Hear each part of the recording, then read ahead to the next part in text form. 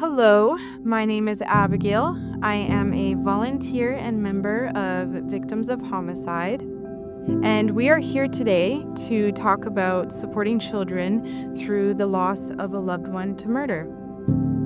We're joined by Dr.Justine Elliott, a registered psychologist based in Edmonton who has dedicated her career to supporting children and families through some of life's most devastating experiences. Welcome. Hello.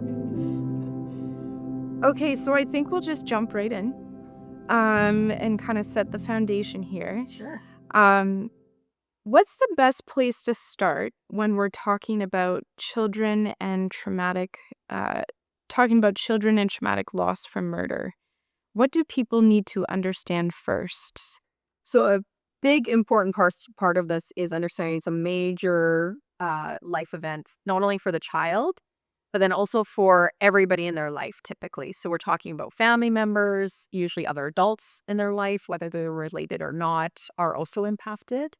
Um, and because this is such a major event in the child's life, we also have to understand that this is a really unique experience for every individual impacted. So that includes when we look at how it impacts a child is their subjective experience, the relationship to the person who passed, and then also the context of what's happening, prior to the loss, but then also afterwards. I see. Okay. What is it actually I find that this is an important distinction when talking about this. What is the difference between grief, trauma, and traumatic loss? Um, why does that distinction matter? And yeah, what can you tell me about that? Yeah.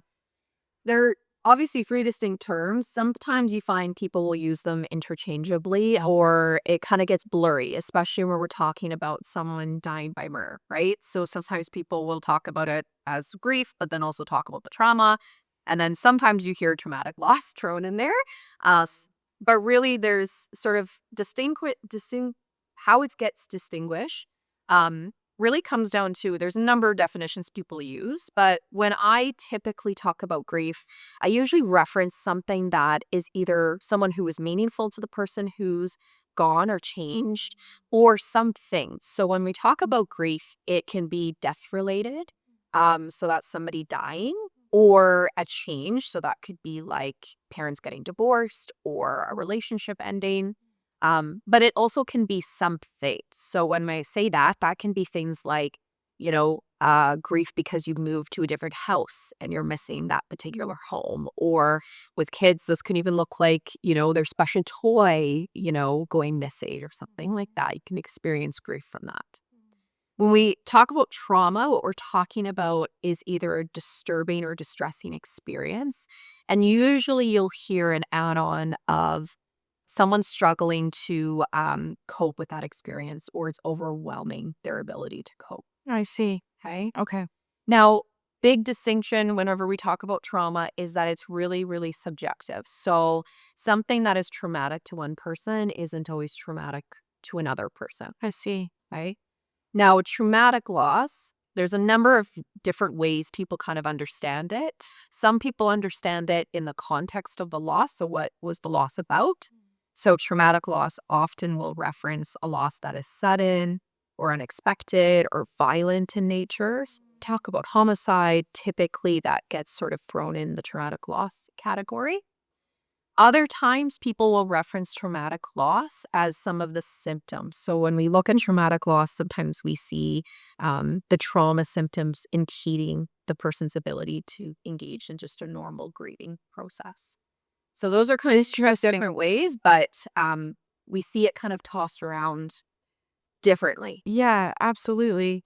Um, for traumatic loss, I just want to speak to that.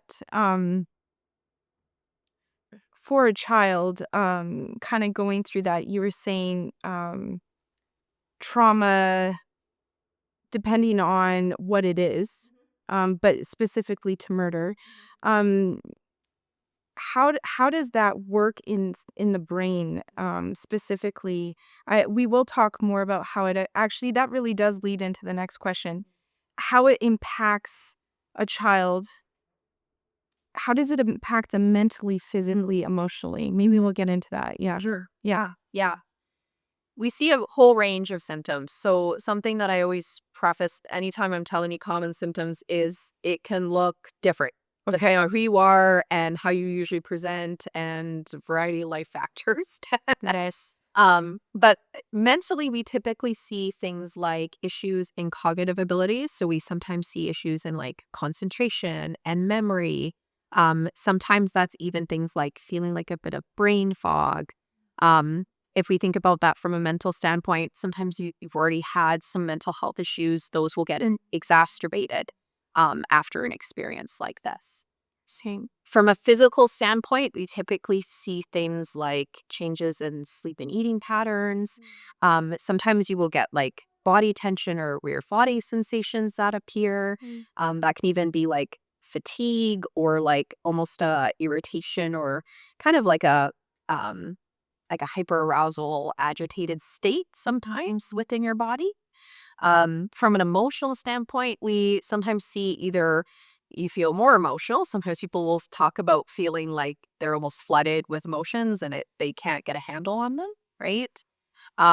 Sometimes we almost see the opposite too, where we feel as a numbing or people will feel like they're emotionally shut down. Both of those are really typical whenever we go through stressful experiences. But a lot of times when we're dealing with a traumatic loss, those can rage and you might bop between the two of them. You might feel numb one day, then really out of control emotionally the next. This might be a hard question to answer, but I'm just imagining a parent going through this with their child. Yes. And I can imagine they may be going through this and their child might be going through this Yeah. and how they can impact each other. Yes. Is that often happening? Yes. And yeah. That is huge. And that's why when we talk about loss or traumatic loss or trauma in children, we also have to think about it in the context of the family and just any other caregivers there, right?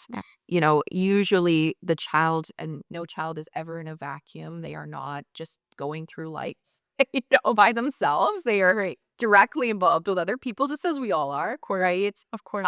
But especially with kids, you typically have parents or caregivers who are also impacted, who are also struggling with all of this. And then there's a whole other layer of when you've got your kiddo who can't sleep, or you got your kiddo who's struggling now with like potty and training issues or like more tantrums. So there's a whole other layer of stress that gets added on for parents and caregivers. Yes.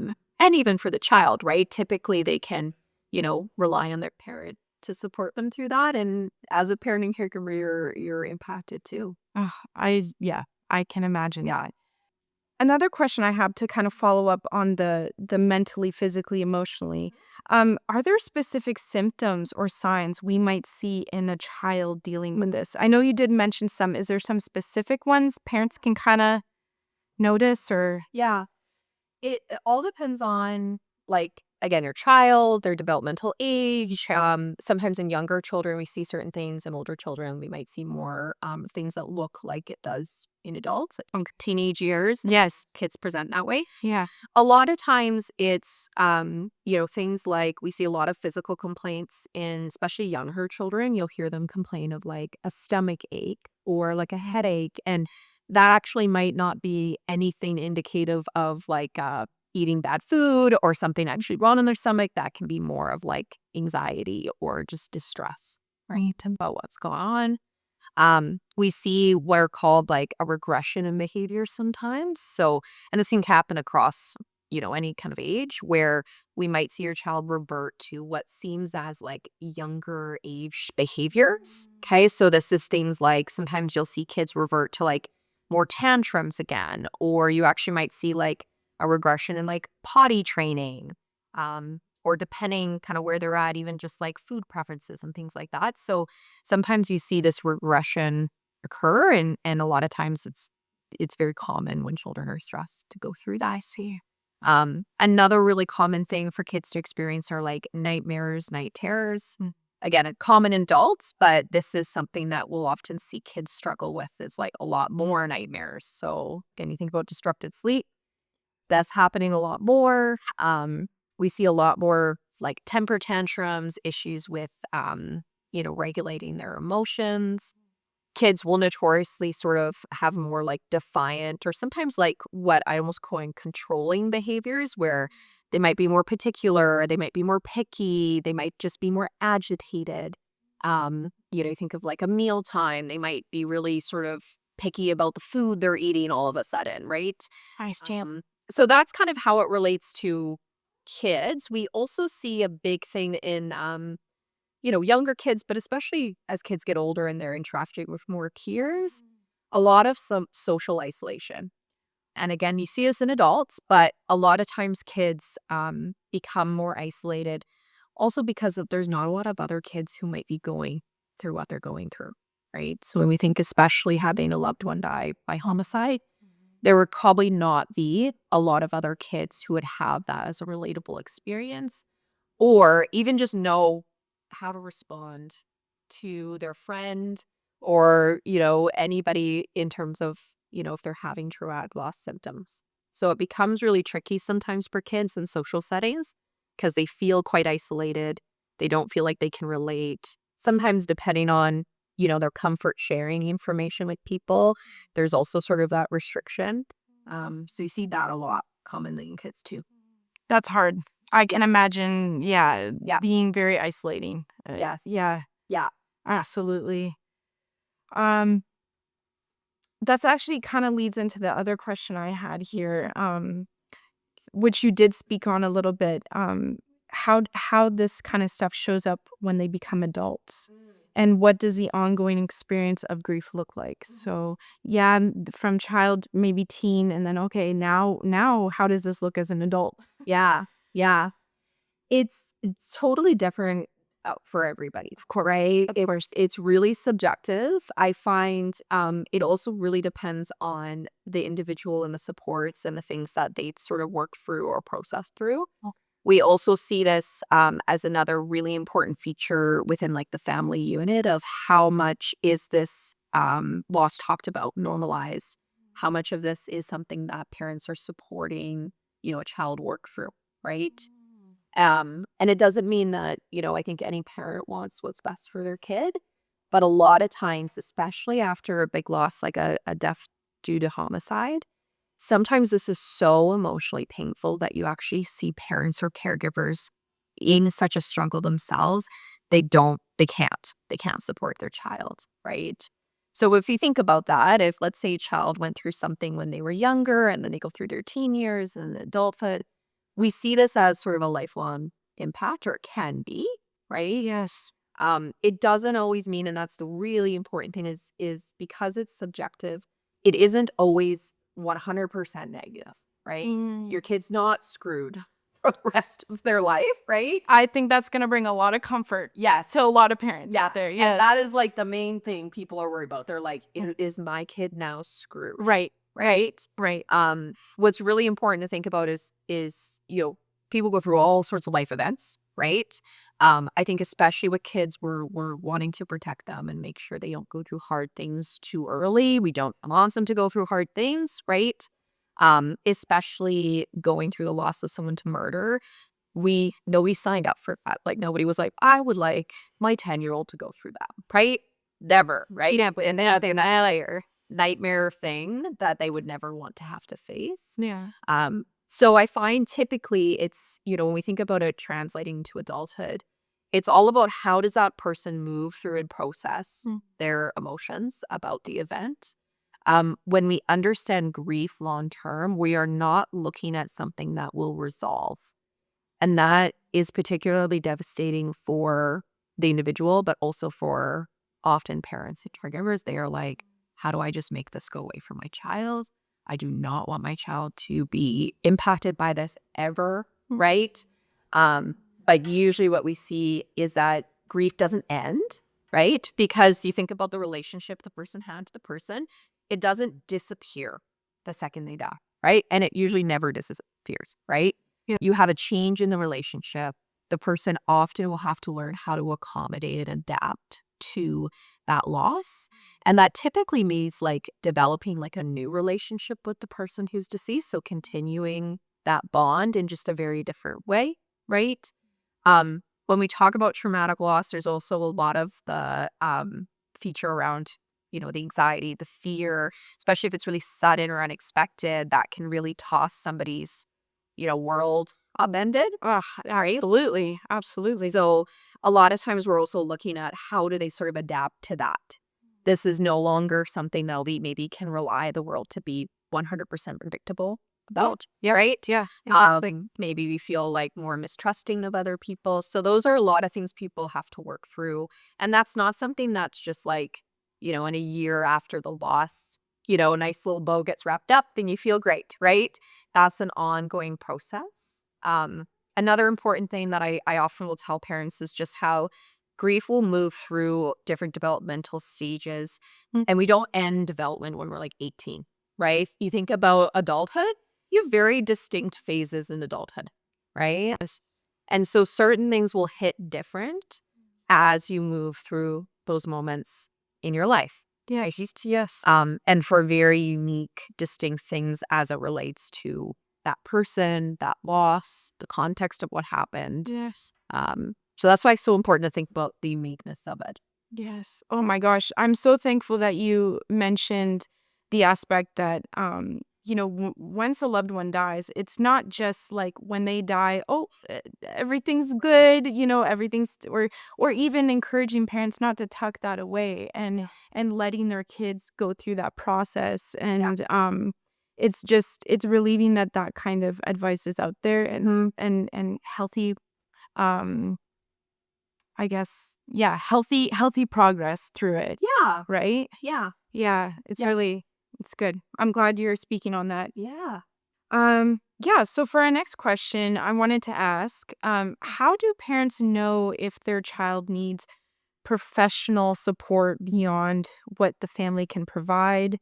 Really, what's the line between like normal grief and something that needs intervention? Yeah. I like telling everybody I work with that grief is a normal, natural process. So, what is normal is something that can be hard to define. Again, because everybody's unique, every loss is unique. We can't expect people to just kind of recover after something like the death of a loved one to murders, instantaneously. So, sometimes I find it's not helpful to sort of go, what's abnormal, what's normal, because there is none of that really. What if we look at loss? You will find there's a couple terms that get thrown around when we look at sort of what's normal grief, what's not normal grief. A lot of those terms are complicated or prolonged grief. You'll hear those sometimes when you look at different mental health resources. And really, those terms within the mental health community refer to prolonged yearning or sorrow. And anytime we're trying to distinguish something from a mental health perspective, we're looking at how it impacts somebody's function. So, complicated grief, prolonged grief are typically things we see come up when we look at someone who has not progressed to a level of functioning. It doesn't have to be the same level of functioning they had prior to loss, but typically those are things like have their sleep and eating patterns not sort of progressed in any way. Are they still really socially isolated? Are they struggling to like work or go to school? Those are things that when we look at functioning levels, if those are really impacted and continue to be, then we start to look at that as something is stuck, something's going on there that is not allowing this person to kind of progress, maybe in a different way they did before, but just return to some of those like baseline levels.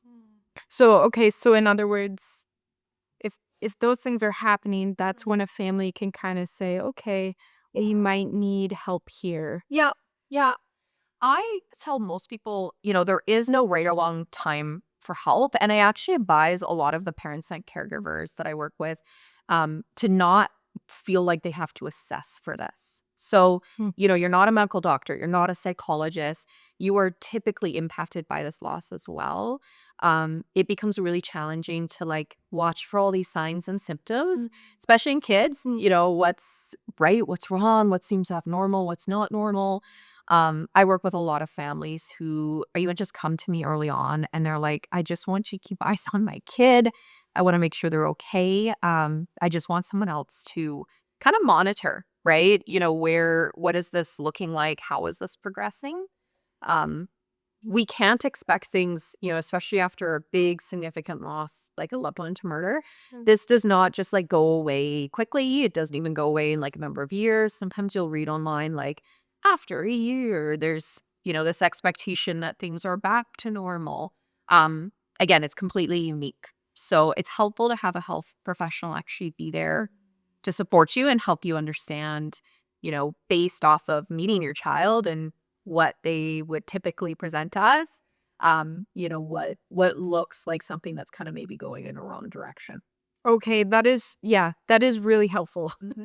Um, is there any, if you can speak on this, if there's any like red flags that an adult should look for? Like you were talking about some typical, like maybe not eating, like those are concerning, but is there any red flags to watch for? Yeah. Sometimes we see things like those function levels, right? If someone has continued to not be able to sleep, continued to not be able to eat normally, that's going to create a health impact at some point, right? So those are things when we start to look at that, we're like, ooh, that's kind of a red flag because that causes other issues as well, right? Yeah. Sometimes like a really strong avoidance of any reminders or things related to the person who has died or about the event itself, if there's a very strong sort of reaction to that. Sometimes that indicates that maybe there's some trauma-based symptoms that would be really helpful to work through so that person can engage with that material, right? Also things like an escalation in, behaviors or emotional issues. So typically we see, after a traumatic experience, sort of the worst set of symptoms would happen more immediately afterwards. Again, not everybody goes through that, but that's kind of normal, common that people would experience the worst of that. And then slowly maybe might see a progression. If we don't see that happening and maybe we see even a worsening of things, that would be another red flag that we want to watch out for. Yeah. Especially in kids, sometimes we're also looking at things like, do they become even more isolated? Do we find them, even like staying in their room a lot more? Does there just seem to be an overall like really sort of downward spiral of their mental health that continues, right? We can expect there to be an impact, but if this is prolonged and this carries forward and we start to find that this is just now how this person is functioning, that starts to be more concerning. That really helps. Yeah, thank you for that. But yeah. Um, I'm just curious, can their personality kind of change? Is that something like parents can expect almost? Yeah. Yeah. Personality is something that's a little bit more concrete and depending on like, the age and stage of your child, and an event like this that could kind of, shape how they see the world and how they understand it. A lot of times when you go through something this big, it's going to shape you, right? Adult, kid, it should impact you. It might change like how comfortable you are, in the world. It might change how you see other people. You actually might find yourself more isolated or, relating to different kinds of people, right? Interesting. So those sort of personality shifts are sometimes common where we just see this sort of a difference in behaviors. Sometimes there's a shift in just, who this person wants to be around or, activities they want to do. And that's normal, right? We just wouldn't want to see a total stop to that. I see. I see. My next question is, what does good support look like from parents, family, or other adults around the child? There's a number of things that adults can do. So one of the main things I advise any adults to do is to have open, truthful conversations about the loss. Especially due to a loss to murder, people feel very nervous to tell the child sometimes what happened, tell them details about things. Now we have to do this in what would be as a developmentally appropriate way, right? And not everybody wants to know the details about things, right? But we also don't need to like make up a different story about how this person died. So that includes, being open to share with the child the details about what happened to their loved one. Okay.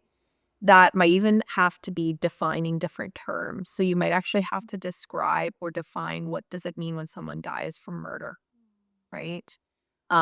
Sometimes you might include in those conversations, all depending on where, the investigation is at or what's happening. It might include details about what happened to the person who did that, right? Is there police involvement? Is this person caught or not, right? These are all going to be like normal questions typically kids are going to have. Again, this is sort of in the language in which the child can manage. Older teenagers typically can, have kind of more complex questions and more details. Younger kids are going to need it a little bit more simplified, but it's important that a child knows what happened to their loved one. Okay. In conjunction to that, it's also important to have open conversations about the person who died and then also what happened. Okay. Commonly, kids will ask a ton of questions. Okay. So, especially younger kids, you're going to run into a lot of like repetitive questions. And a lot of times, parents misunderstand this, that this is something that the child didn't comprehend properly or like they have to have the right answer. A lot of this is actually about the child processing what happened. And so they're actually just meeting like the repeat. I need you to tell me again what happened to this person. I need you to tell me again, the answer to my question. Right. Um, so it's really common that there's having a plethora of different questions. You as the adult do not have to have all the answers. Okay. So it's another really common thing I hear from adults is what's the right answer? It's gonna vary. It's gonna vary based off of your family, what you know, maybe even like different like cultural, religious things, right? So there's gonna be a whole host of ways that you answer questions. And you can also tell a child that you don't know. Okay. That's another big fear people have is I have to have all the answers. You do not. Okay. Especially when we have a loved one die by murder. Sometimes we legitimately do not have answers. Exactly. Yeah.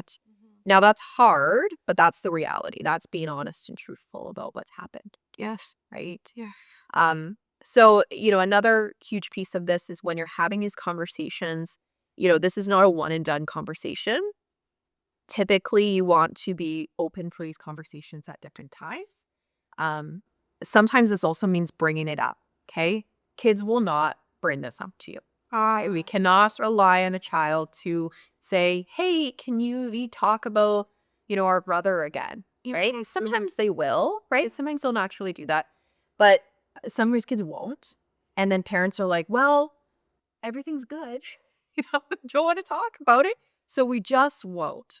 No, we keep talking about it. Right? You don't have to do this, 5 times a day. Hey, let's talk about this, right? But it's important to bring it up. It's important to check in and ask if they have any more questions. It's important to just acknowledge this, right? Um, Something that I also hear from a lot of parents is that they're like, well, my kid didn't have any more questions. My kid didn't talk back to me, especially teenagers. They're like, they didn't say anything. It doesn't matter if they say anything or not. A lot of this is about acknowledging and normalizing the grief from this, normalizing even the traumatic symptoms that come from this. These are again just conversations of just how hard this is, right? Kids are listening. They're picking up on this information. So it's helpful when we have adults lead that and not rely on children to necessarily lead conversation. Some really practical things when you go through an experience like this is maintaining routines. Sometimes this includes routines with like daycare, school, sports activities. This is totally dependent on what's the capability of your family and also what is the child comfortable with. Okay. Some kids want to go to school and they want this like normal feeling of going to school, or there's a level of like distraction in that. That's okay. Okay. Okay. Yeah. Sometimes that's not possible. Sometimes things have to shift, but maintaining routines around bedtime, regular eating times, things like that is really helpful to just create a level of stability for the child and for yourself, right? Yes. If you need support in that, that's where you are, leaning into your friends, family. If it's like, I cannot even think about cooking, is that something people can like bring meals over? Can they cook lunch, right? Can they cook lunch at 12 o'clock? Because that's the normal time you guys eat lunch. Those things are helpful, right? Again, then you get some like regular eating patterns, you get some regular seeking patterns. That is all really, really helpful in itself. Yeah. The other important piece in this is also, being aware of your own self-care and how you are feeling. Yes. Your capacity is going to be diminished. And so it's helpful to just reflect on like what is possible or not for you. Right. The idea here is a lot of parents are like, I just will be strong for my kids and I will, I'll just push through, right? Right. That is very challenging to do. I see a lot of people do that. It doesn't give them any better outcomes. Okay. Hey, Good to know. like, it might in some ways benefit your kid to like, that you did lunch at 12 o'clock, but there's also other people who could do that, right? Or if that didn't happen, your kid's going to be okay. Yeah. Right. There's going to be a disruption to these things, and that's all right.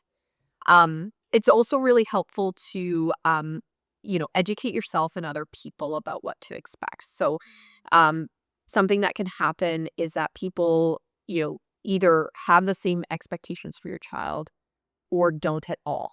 Okay.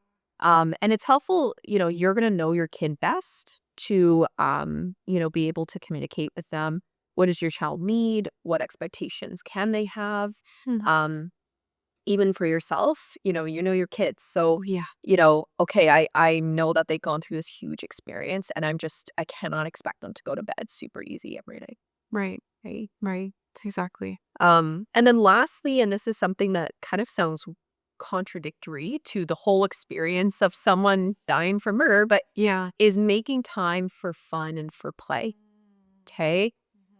Especially for kids, they process a lot of the experiences they go through play. Okay. Okay. So a lot of times I run into adults saying, like, well, I don't know why my kids like having fun at the playground. Like, this is devastating. Our whole family is devastated. Like, Right. is something weird about my child? Like, why are they not in tears all the time? Or like, what is this response that they're getting? It's very normal that we would actually see a child needing to engage in play and fun, sometimes to be distracted, right? Give them a breather, but then also sometimes to help them process what they've gone through. Yeah. I can definitely see that. And there was a question I did have for you. It might seem silly, but when you say kids, like even, with the whole play thing, letting them play, are we talking about like 1 to 7? Like, do you see what I'm saying? Like, is there a range there? Mhm. We play through our lifetime. Okay. Okay. So Yeah. talk about play, we often think kids, right? We think Right. like young kids Yes. at a playground, right? Yes. Play shifts and evolves, through our lifetime, but we don't stop playing. Okay. Like adults go to arcades for sure, right? Or like, adults are doing other stuff, right? So, um, when we talk about play, it looks different, right? When you're looking at like a 7-year-old, they actually might be going outside and going to the playground, okay, and playing with a friend. When they're in their teen years, that might be like they go to the mall with their friends, right? And that's sort of enjoyable or fun for them, right? Yes. Something that's important to think is that sometimes when we go through an experience like this, we have a tendency to become like very like you can't go anywhere. I do not want you to go anywhere by yourself. I'm like very restrictive and understandable, right? But there's also safe things that a child can continue doing that also helps them process through the experience. So, in other words, if you see your child wanting to go out and play, you see them acting in a way you didn't expect, it's probably okay for them to do that and not control that, Yeah, yeah, activity or whatever it might be. yeah, Yeah. yeah. And super normal that kids are going to continue to engage in play and in fun. And they might try to engage you. They might be like, I really want to go play tag. And you might be like, what are you talking about? Because we're deep in grief right now. Yeah. Reading? Yeah, And so, again, this is why it's really helpful to engage other adults, other supports to help facilitate some of that. Because you legitimately might be like, I have it out. I can't go aside and play tag with you. I'm like, Mhm. what are you talking about? Yeah, it's so I'd have that. Yeah. So it's very helpful for sometimes to have those additional supports. Like a lot of what I do, when I'm meeting with kids is we are doing like a lot of play, right? And sometimes that's really like boisterous, fun, sort of loud play. And sometimes that looks a little different. Sometimes there's themes about what they went through. But that is like a common thread that I find, you know, through any of the kids that I work with. And I say that they still need to do that. And that's actually quite facilitative for them. Mhm. Oh, so good to know. Thank you for that. Um, yeah, I think you talked a bit about this, but I'm just gonna touch on it again. It This obviously is impacting the family unit. Yeah. What shifts should adults be aware of in themselves, in that supporting their kids and supporting themselves is yeah, what can you say to that? Yeah. I mean, rarely we see this just impacting the child. Like that is almost like a never occurrence. Okay, so we can assume it's going to impact a bunch of people, family, like I said, non-related, related. Um, everybody's dealing with varying degrees of grief. Everybody will be grieving uniquely to them. Okay, so you actually might see big shifts and differences around between parents or adults about their capacity. This all depends on their unique experience of this, but you might have someone be like, actually have, a pretty large capacity to continue supporting child. Someone might have like none. Okay. And this is not just based off of like, who was this person to you in a sense of like, well, that was my son, or that was my brother, or that was my cousin, or that was a friend, or any of these things. Those sort of like distinguishing features of relationships doesn't matter. It's what the relationship was to you. Okay. I see. So we don't do it based off of like, well, if it was your brother or son, you're kind of in the diminished category over here. And if it was just your cousin, we can expect you to not be as impacted. That's just not real. Okay.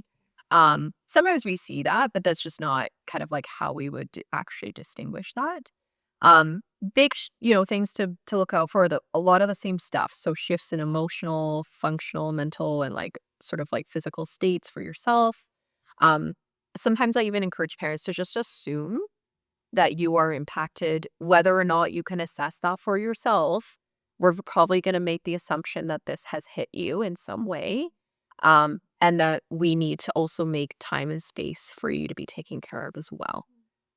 It's very challenging if you do not have the capacity to try to support a child, right? They're demanding little creatures. Mhm.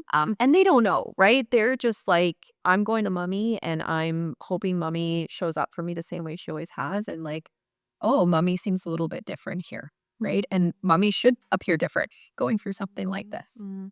And I guess, I was just curious. Oh, I was gonna ask this earlier, but, Mhm. um, you know, being okay with not being okay and letting your child see that, Yes. obviously in a healthy way, but that if, your child sees mommy crying or daddy crying, like, that's okay, Yeah. you know? Yeah.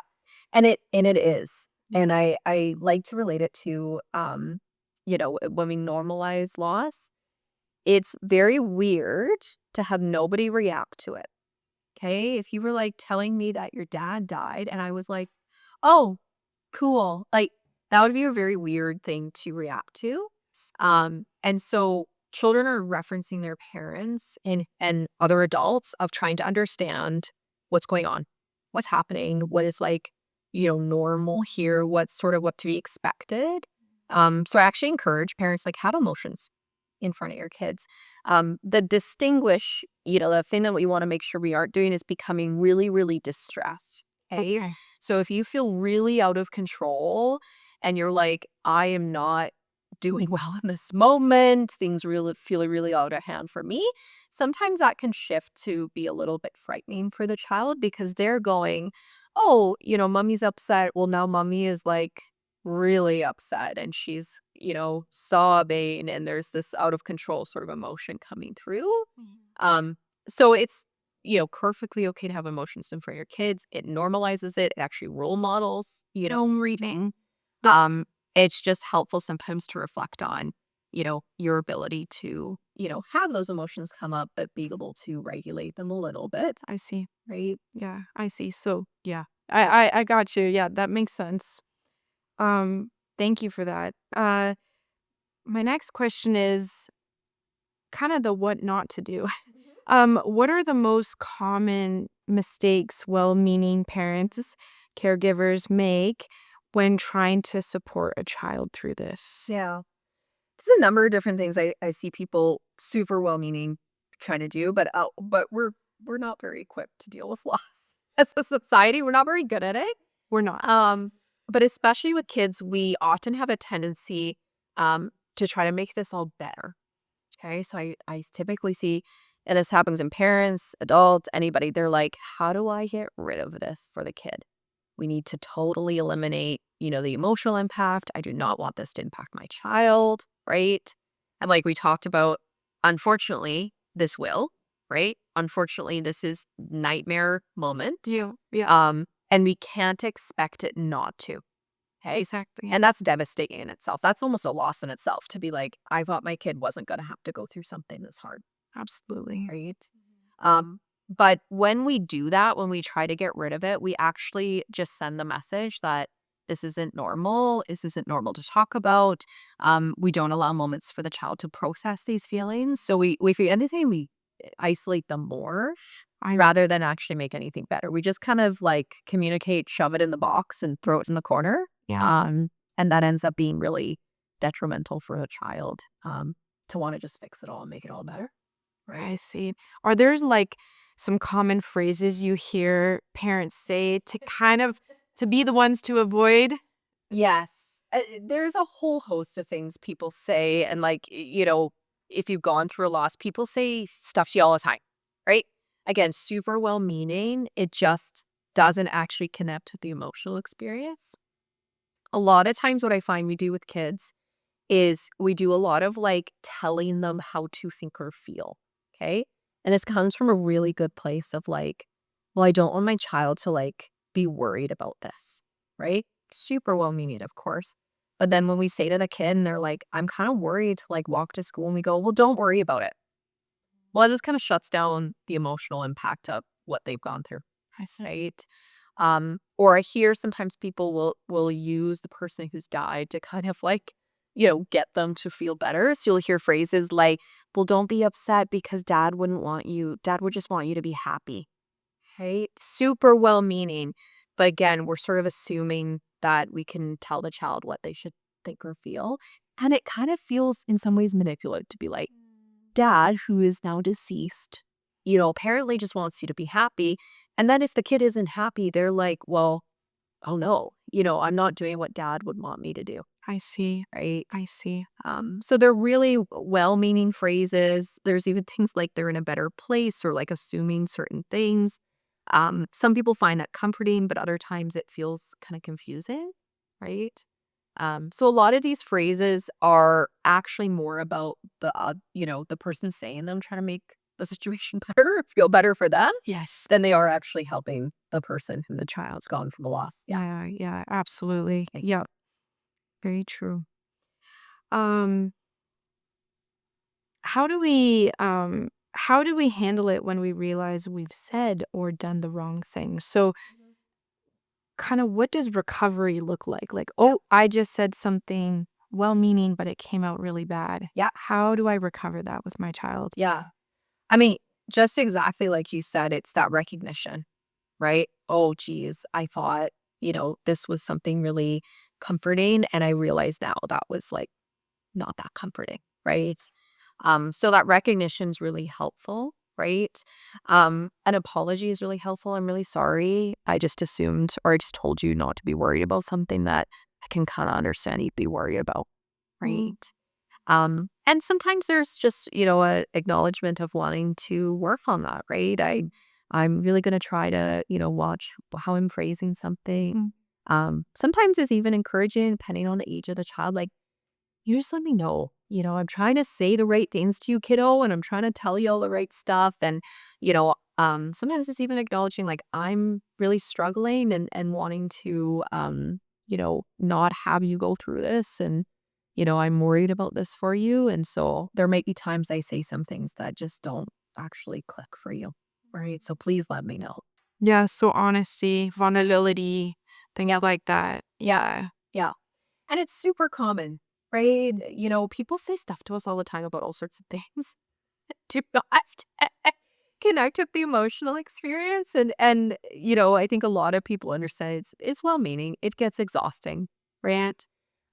So it's always appreciated when somebody actually acknowledges, like, that was like a really offhanded joke that I just made because I feel awkward, right? Or like I said that thing to you and I realize now that probably was not a good thing to say to you. Right. And honestly, even with my own grief journey, I've I've learned that silence is so important. Yeah. And just sitting with, I do have a child now. She's a baby, Yeah. but just sitting with someone in that pain, Yes. in silence is really powerful. And I'm sure Yeah. Yeah. you can speak to that, Yeah. right? Like, Yeah. Well, we just need it to be witnessed. That's all we want. We just want someone to, they can't make it better. Like, I wish there was a magic wand that would, like, poof, we just went back in time and this just all went away. And the sort of like the next best thing is to acknowledge how hard it is and witness it and not shy away from that person, not isolate them even more, but also not say things to them to try to just shove them into like the happy corner that you want them to be in. exactly. Yeah. Yeah. So well said. The last question I have for you is actually, what's something you wish more people would ask you about supporting children through traumatic loss, especially, murder and losing someone to murder? Yeah. Something that I find, is a really helpful thing to, or a really helpful question to ask is how do I help my child adapt? I get a lot of the question of how do I get my kid adapt to normal, right? How do I get my kid over this? How do I make this like the most non-impactful thing? I want this to all disappear, right? Again, super well intended. Of course you would want that, right? But that question doesn't actually go anywhere when we say we just want someone to go back to normal. That will never happen. Again, heartbreaking. I wish we could magic wand that, right? We can't. And so instead it's how do we actually help a child adapt to this? And that is sometimes even that terminology is a little bit different, right? Of adapting is something where we expect that thing to exist in that person's life. We expect them to have to learn new skills and learn new things of how to deal with that, right? Instead of this idea that they have to get over it, return to normal, all these things, right? Especially when we're talking about an experience of losing a loved one to murder, your entire world has now changed, Mhm. right? Your entire worldview, everything you thought you could expect out of the world is altered, Mhm. right? It is such a significant shift of what we would expect from other people, what we would expect to go through in our lives. Mhm. Nobody ever is like, I expect myself to go through the loss of someone to murder. Nobody, Nobody. right? Yeah. And so, this idea that we can just get over it or return to normal is not realistic at all. As heartbreaking as that is, Yeah. right? And that often is a process for caregivers to go through themselves to realize that this is not something that they can expect of their child or even for themselves. Right. I think one thing that, if you could speak to this, because I think, um, from someone I know, in the first bit after their loved one died, they seemed totally fine, Yeah. were, going to school, doing all the things, Yeah. and then a year later, 2 years later, 3 years later, Yeah. boom, Yeah. something has hit, and, now they're different, and now they're reacting, and now there's behaviors changing, Yeah. right? Yeah. That's also common, right? When we think about like a child is continuing to develop, we all continue through our lifetime, but sometimes things don't kind of, I don't want to say click in, but kind of um they shift and they evolve in their meaning, right? And sometimes we see this, especially if somebody's gone through something when they're younger. You think about a young child's ability to fully comprehend and perceive things, right? And it's not that they're not in the world, but they are, in some ways in their own little world. Totally. Yes, yes. We also know that a child does not develop the cognitive ability to understand the permanence of death until about year 10. Okay. Okay, so sometimes we see this where maybe you're 6 years old or your child is 6 years old and you did not have the cognitive ability, legitimately, your brain was not developed enough to comprehend that that person in your life is permanently no longer here, right? So sometimes what we see is as your cognitive development continues, sometimes we see these shifts happening, in different years where suddenly that is now comprehended by the individual. And therefore, we start to see the emotions and the behaviors and the things starting to come out versus what had initially happened. And that's really confusing. It is. Right. It is. But that's also why, when we talk about like an expectation or timeline on grief, there is none, right? Partially because you might not even have the cognition to understand what you just went through, right? Until 3 years later, you're 10 years old and you can actually comprehend that, right? And that's also why it's so important to continue these conversations, right? This is not just one and done. We went to therapy for like a couple months and like you seem good and we'll just never deal with it again. Yeah. Right. Right. Yeah. So in other words, it's going to pop up again Yeah. throughout life. Yes. Yeah. And it's not just finished in a therapy session. No, it'd be lovely. Yeah, it was. I would love if that was the resolution. I would love to be like, you know what? We had 3 sessions together. We're good. You forever. I will never see you again. It's done. Right. Right. Right. But unfortunately, that's not what it looks like. And it's not that you have to like go to therapy for the rest of your life, but Yeah. it is not, you're just not gonna be able to expect yourself to, or your child just to never ever have this impact them again. Absolutely. Right. Absolutely. Yeah. Another question I have for you is generational trauma. How does that work out in a family, down the line, Yeah. where there could be possible further trauma experienced in that family? Yeah. And yeah. Yeah, when we talk about generational trauma, typically what we're looking at is it could be multiple individuals or one individual and multiple events of trauma or one event of trauma, right? Um, what we see sometimes is that when one generation goes through a traumatic experience, let's say the loss of someone to murder, Yep. right? If that is never processed and, in some ways sort of worked through, right? Sometimes what we see, and very commonly, we will see if you do not have the ability to process it, if it's not normalized, like we do not find ways to make meaning out of that, it can lead to other sort of, mental health issues, other sort of struggles, right? So sometimes we'll see if, let's say you lost a loved one, in childhood to murder, you might find yourself, and let's say that wasn't processed, you didn't access any supports, your family like hunkered down, said nothing about it ever again. Right. There would still be a lot of this unresolved trauma you might need to work through or unresolved feelings and grief related to it. And people will find ways to cope and deal with that. We are very adaptive creatures. And some of those ways to cope are not helping, right? So we look at things like substance use, really risky behaviors. Sometimes it's just like really, difficult and dark sort of like mental health challenges we face. And let's say you go on to have your own kids, right? Or connected with other people and you continue to struggle with those issues.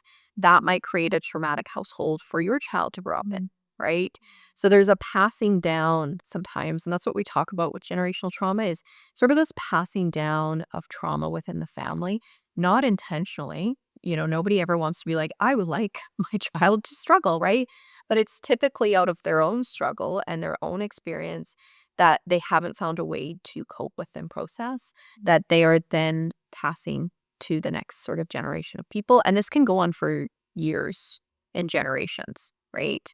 And so a lot of times, when we see that, we see, various generations impacted from grandparents, great grandparents by something like this if it has never been, processed by the individual. And I feel that goes back to you had mentioned like you may not even know that you're impacted, but Yes. kind of assume you're impacted. Yeah. And perhaps for those people, whether they realize it or not, to reach out for help, Exactly. so that Yeah. it doesn't get passed down Yeah. through the generations kind of thing. Yeah. Yeah.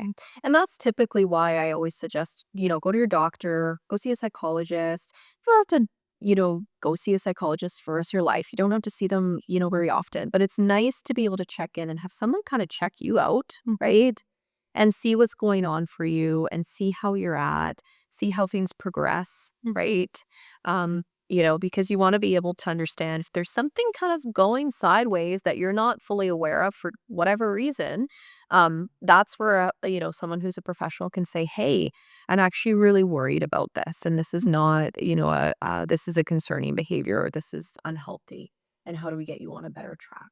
Absolutely. And I know that there are clinics specifically for people who have gone through traumatic experiences, Yeah. maybe not just a regular therapist, but someone who can help in a more in a traumatic Yeah. you know what I'm saying? Yeah. Kind of. Yeah. It's really helpful to connect. I mean, the main thing that works for therapy is your connection to your therapist. Okay. And, period. Right? How you can be trained in, woo-woo therapy. That they have to, you have to be able to develop a trusting relationship with them for therapy to work. All right. The next thing I typically tell people to look for is looking for trainings or therapists' experience with trauma and with grief, especially with traumatic loss, because you're not just dealing with one or the other. Okay, so that's helpful to, ask questions about the therapist or look up specific clinics. Or even if there isn't any information, calling them up and seeing if there's, experiences that they feel comfortable supporting you in. And, it doesn't mean that people who have different training can't be supportive. It's just that a lot of times when we're looking at grief and trauma, those are really complex issues to go through. They are long-term issues. And so you typically need someone who's pretty well versed in understanding that to support you.